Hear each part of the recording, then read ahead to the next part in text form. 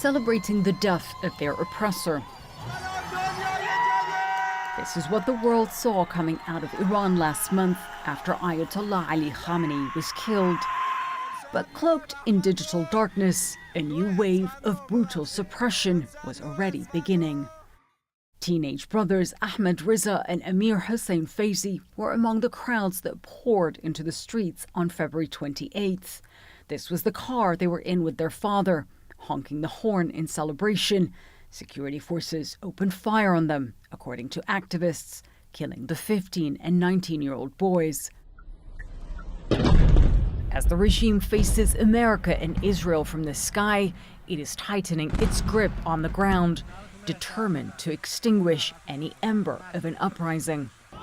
2 months ago, it did just that, killing thousands of protesters in the bloodiest crackdown in the history of the Islamic Republic.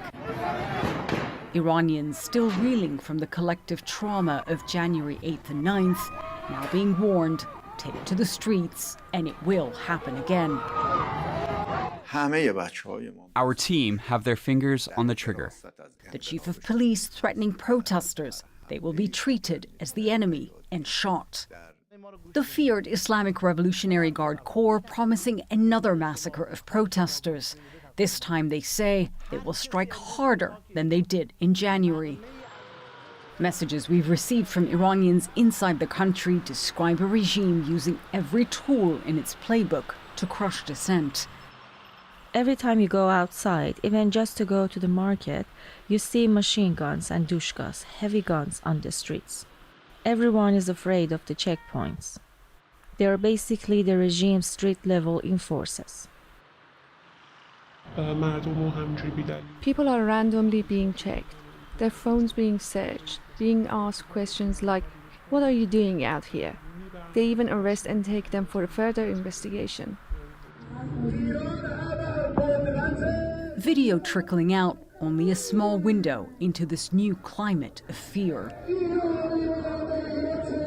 Iran is a superpower, they chant. Iranians are proud.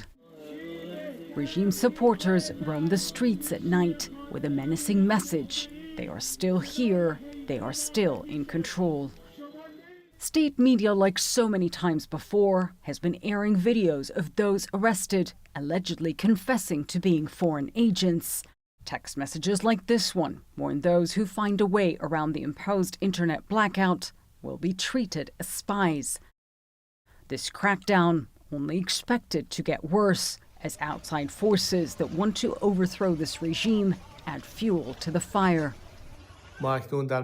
We are now at the decisive stage of our final struggle. Await my final call. The Israeli Prime Minister telling Iranians his forces are, quote, creating the conditions on the ground for them to rise up. As the IDF releases video like this, showing what it says are attacks on regime checkpoints that have become a major instrument of suppression and killing the regime's top leadership, one after the other. An uprising seems impossible right now for those who find themselves trapped between two hells. From inside their homes, they still defiantly cheer against the regime that time and time again has failed to silence a people risking it all for freedom.